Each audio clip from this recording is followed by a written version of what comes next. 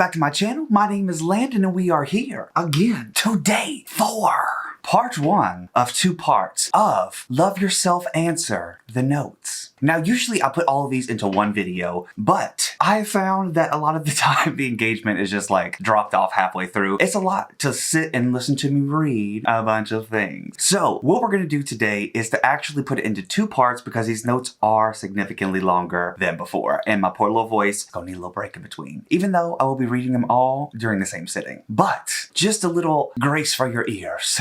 We're gonna spread this out a little bit. So today we're gonna start with the hyung line. We are going to be doing in order that they were written on this site here. So not in necessarily fan-chan order or age order, but it's gonna go Jin's notes, SUGA's notes, RM notes, and then HYYH notes. So the next time we're going to do the maknae line and we're going to do Jimin, V, and Jungkook. But for today, we're going to start with the big boys. So I hope that you're ready for a lot of reading. I don't know if my throat is. It's already a little scratchy. So let's see how far we can make it. Okay. And hopefully we can get some clues from this as well. One more little heads up here. I am putting a trigger warning on here. When I was collecting these photos with the help of Emily, I did see some of these tweets did have trigger warnings on there for thoughts of suicide and things of that nature. So I'm not exactly sure what all we're going to be reading today, but just putting a general trigger warning on the rest of the video. And lastly, I will be going through and having a weekend, a couple weekends from now, and compiling everything for a storyline revisit before the webtoon. So I'm going to try to see what I can find before then, make a video about it, and then it's the webtoon time. But until then, let's go!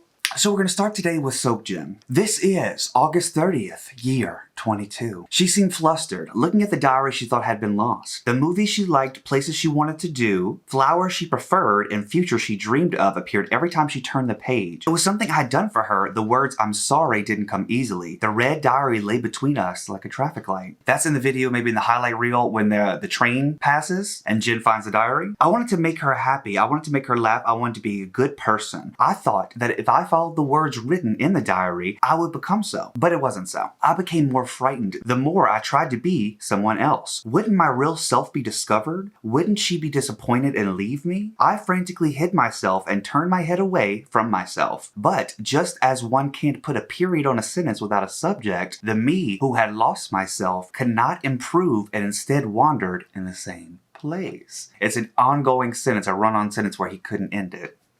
I know now that the insufficient me who makes mistakes and fails is indeed a part of myself, that no matter how cruel and merciless things are, only by being true to myself can I take the next step forward. I stood up from my spot and she didn't try to grab me. I went out to the street and took off my hat as I swept my hair back. All the time I had spent trying so hard to be someone else seemed to slip through my fingers. I lifted my head and locked eyes with the me reflected in the window. A frail face, pale lips, thin shoulders. I looked endlessly shabby. I laughed. The me in the window laughed too. And so this is about a little bit more accepting that that flawed person is also you. And you're going to have to live with that. That's kind of like real.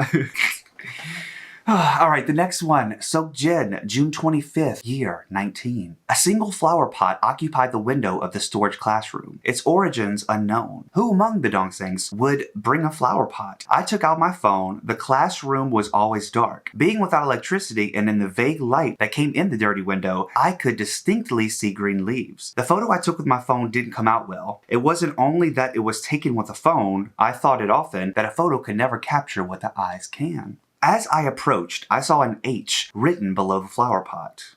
H. I lifted it up. The words Hoseok's flower pot appeared. Okay. I chuckled. The only part of the dongsangs who would bring a flower pot was Hoseok. I put the flower pot down so that only the H was visible, then looked around. I had never noticed before, but the windowsill was covered in scribblings. Not only the windowsill, but even the walls and ceiling had scribbles on them. Pass or die. The names of requited crushes, dates, and countless names that had now become unreadable. Pass or die. That's not nice. That sounds like not a fun game to play at school. This classroom hadn't always been used for storage. Students would have come every day for class and then emptied out in the afternoons. It would have been empty during vacations and then filled with boisterous students when school started up again. Would there have been students like us who were late and received punishments and ended up missing class? Would there have been mercilessly violent teachers and endless tests and homework? And would there have been someone like me, someone who told the principal all about their friends?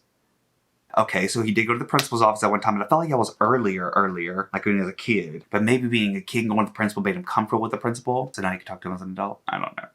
I wondered if my father's name might be among these. This place was also my father's alma mater. My father was someone who believed that attending the same high school and the same university was a way of preserving one's family dignity. I scanned all the names and discovered my father's. It was in the middle of the left-hand wall. Amid several others underneath, another sentence was written. Everything started from here. So there's something about this damn classroom where all this is bubbling down to. I just don't know what's going on in here.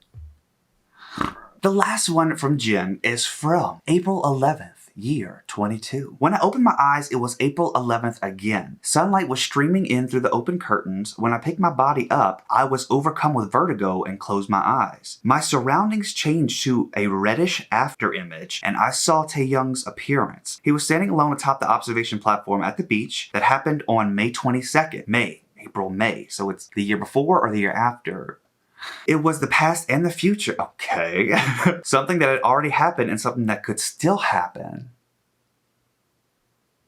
It was a moment that I thought everything had been resolved. I had seen Taehyung climbing up the platform just as the sun had started to set. The sky was still blue, but it was starting to be touched with a deep red. When I lifted my head, I saw Taehyung climbing. When he reached the top, he looked down at us for a moment. Then he jumped. He left like a bird, like he had wings. Then it seemed as if he stopped for a moment in the air, and a mood came over me like the breaking of a mirror, like a cold wind coming in through the curtain. And then when I opened my eyes, it was today, April 11th. So this is the one from the video where Tae is just jumping, right? And wasn't there another scenario where Jim was the one that was jumping, right? Does that mean it's April 11th on that day? What the fuck? Okay. I mean, okay. What are you gonna do? What are you gonna do at this point? Okay, so that was April 11th. So August 30th happened. The first one happened after. So the seeing the girl and stuff like that happened after this. Okay, don't know. I don't know.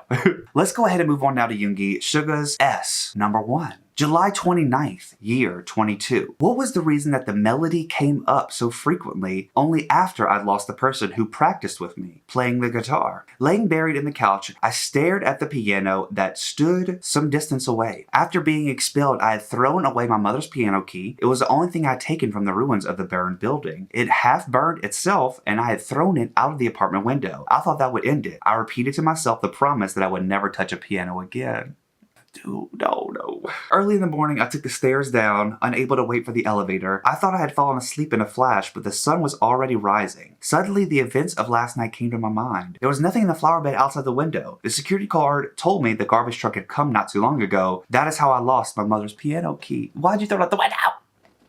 God damn it. Even after that, I gave up on music countless times. I won't do it, I won't come back. Music is nothing, but even as I run away, I knew that I would start music again. The same way I had run stumbling down those stairs. Music was that kind of subject to me. Within music, I was just as free as I was suffering. I was confused, but I was also lucid. Fear and confidence, hope and despair, it seemed like I was living inside those conflicting emotions. Makes sense. When you give up something that you really do love, it can kind of feel like maybe your entire life takes on that kind of ideology, giving up on everything, maybe. Suddenly I wanted to play the piano. Inside it, I wanted to meet the me who had only pretended to be strong, even though in reality I was fearful and cowardly. I wanted to pour out curses and make wise cracks and give wounds and hit and destroy and hold and cry, and I didn't want to run away. I wanted to complete the melody that had been made by the guitar and piano. This time seemed like I could.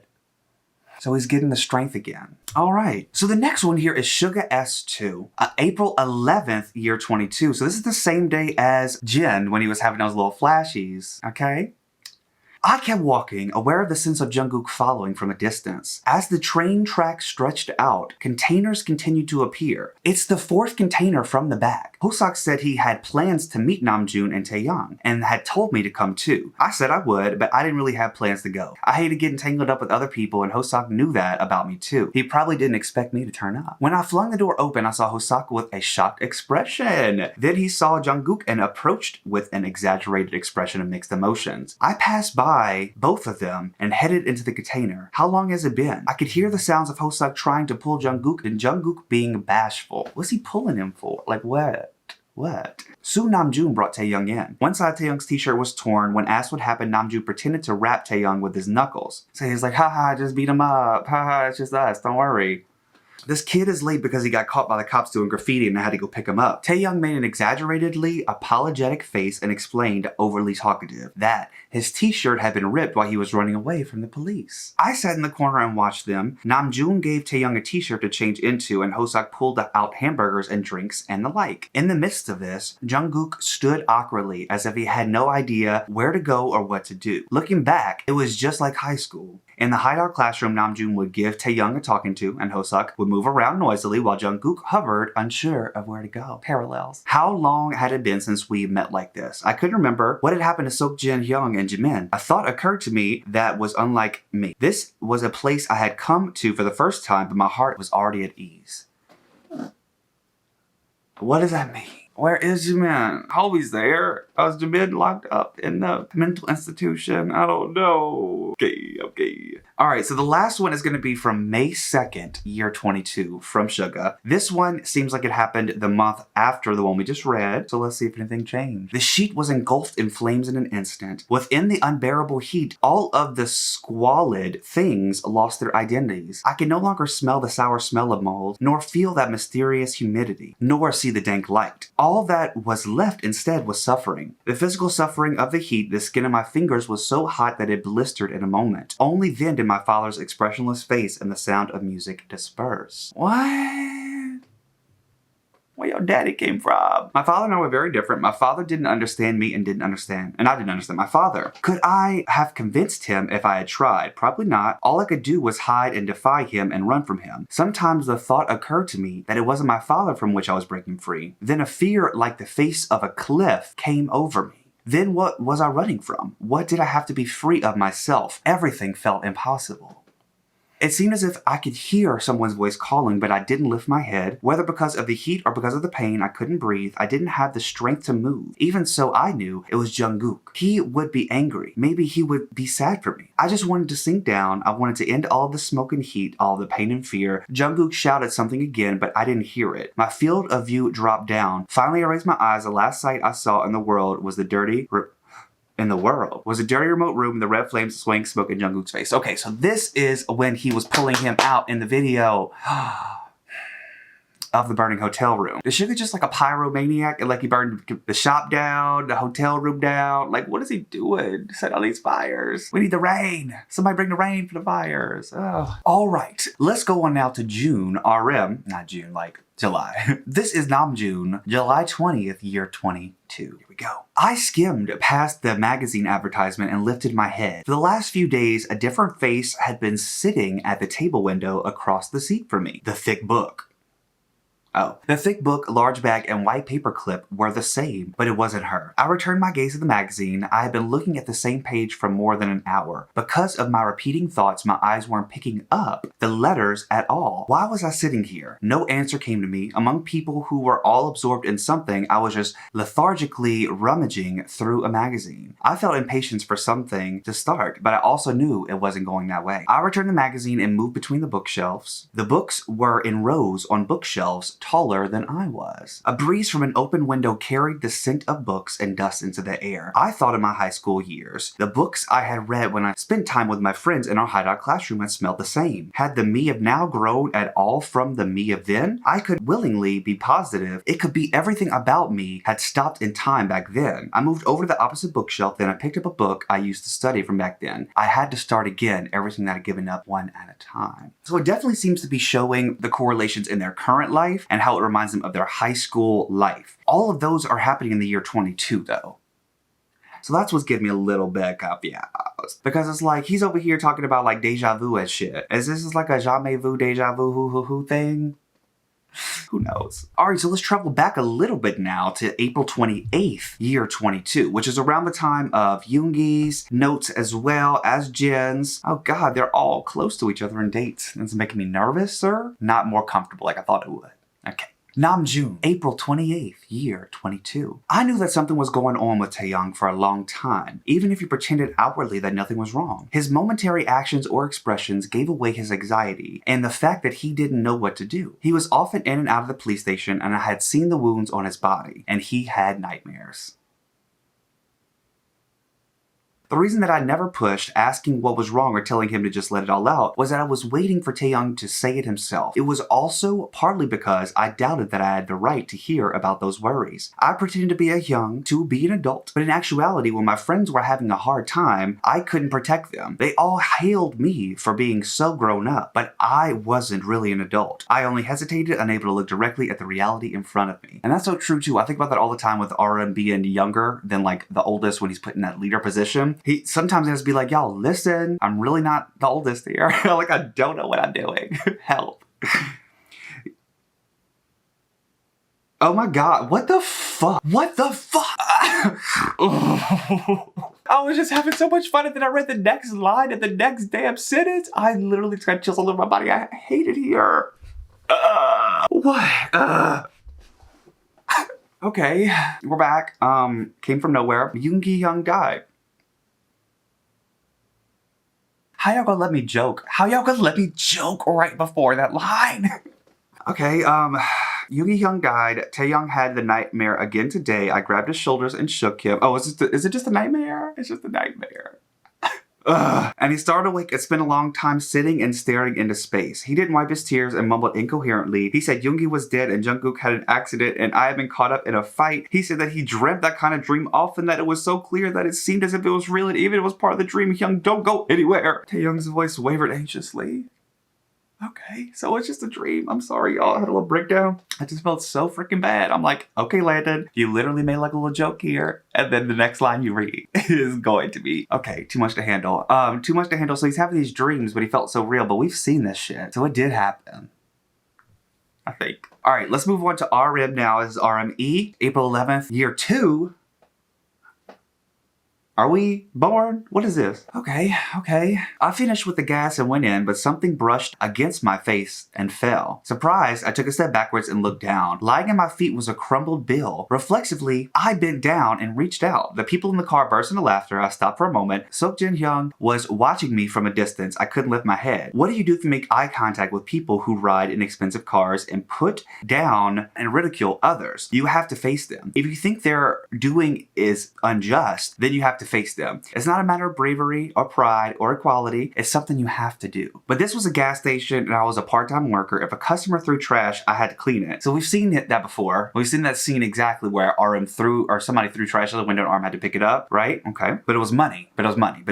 Yeah, okay. So that was Jin. Oh. But this was a gas station and I was a part-time worker. If a customer threw trash, I had to clean it. And if they cursed, I had to listen. And if they threw a bill on the ground, I had to pick it up. My body trembled with humiliation. I clenched my fist. My fingernails bit into my skin. At that moment, someone's hand picked up the bill. The people in the car muttered as if the fun was gone and left the gas station. Even after they were gone, I couldn't lift my head. I lacked the confidence to look Seokjin Hyung in the eyes. It wasn't like Hyung didn't know about my cowardliness, my poverty, my circumstances, but even so, I didn't want to show him this explicitly. Hyung stood at the end of my gaze and didn't move. He didn't approach me and didn't speak. Okay, Jin, why were you being like that? In the beginning, at least. Like, what's up?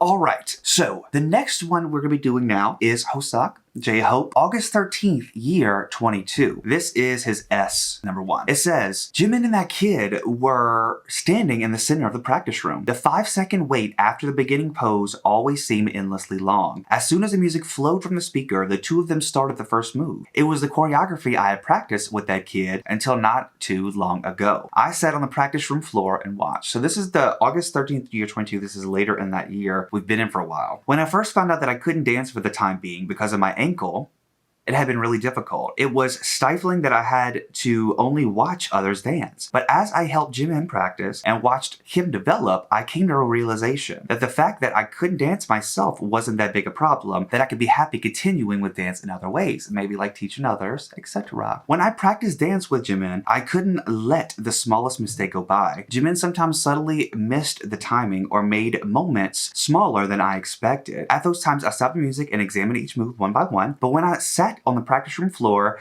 as a sort of audience and watched from there, Jimin's dance looked different. I saw something bigger than just the small one-by-one movements. The thing I had thought of only as mistakes when we practiced together approached me differently. The trivial mistakes and imperfections instead came together into a unique feeling, bitch. It's that improv. Of course, it was different than mine, but Jimin had his own timing and own expressions. Jimin's dance was bright and heart-moving, just as it was. Okay, he's like, you don't need to be exactly like me, and that's the beauty of dance, honestly. The music ended, Jimin's dance ended as well. I saw his face was shining with excitement and joy. That kid was standing next to him. She will be going overseas soon. Suddenly, we locked eyes. I gave a thumbs up, and the kid gave a huge smile. It was strange. She didn't look a thing like my mother. I couldn't even remember my mother's face. So why did I think they looked similar? Suddenly, something in my heart ached. My as yet unhealed ankle twinged.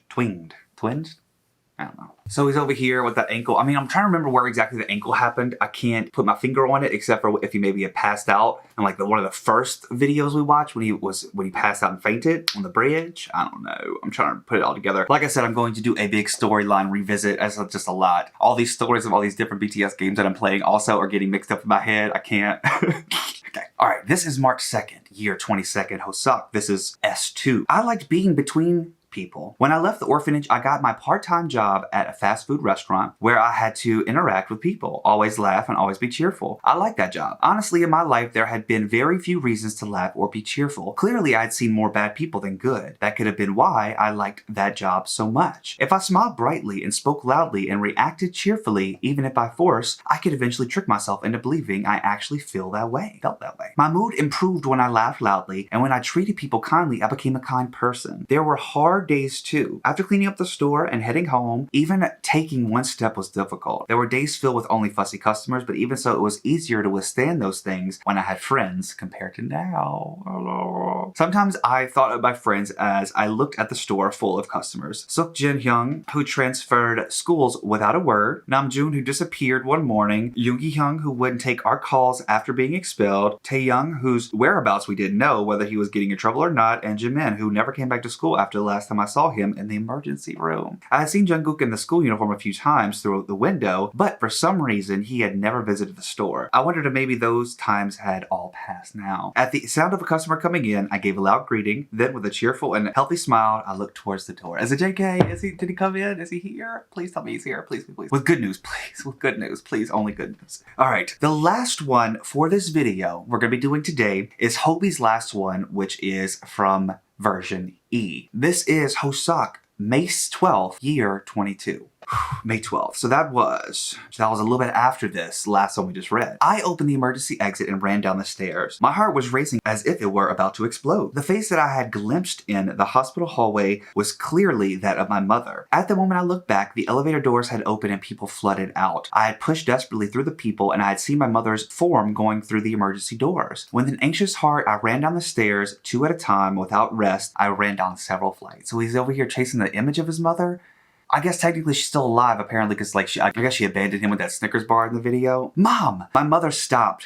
Wait, it's real? She's really her? I took another step forward. My mother turned around. I went down another flight. My mother's face became visible. It was at that moment the heel of my foot slipped on the edge of the stair and the center of gravity pulled forward, pitched forward. I closed my eyes tight. The thought that I was about to fall flat on my face. Someone grabbed my arm. Thanks to that, I was narrowly able to regain my balance. Okay, I thought that was where he broke his ankle. Twisted it. When I looked back, Jimin was standing with a shocked expression.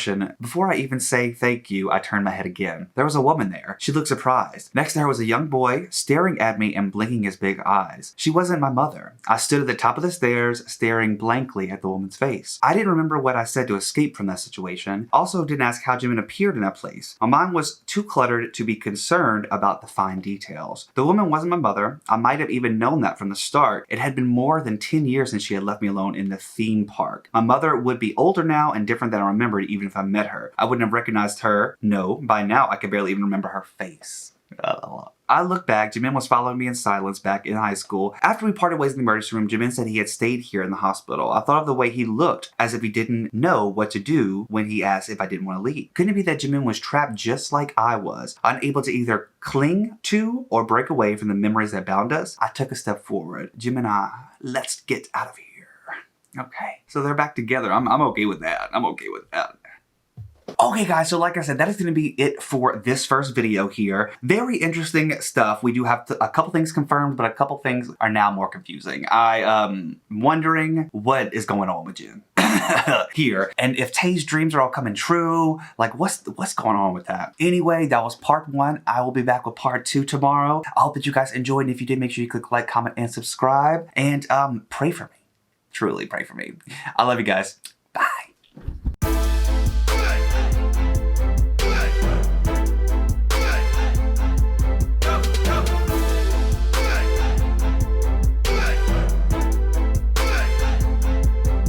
Would love to know them by name. So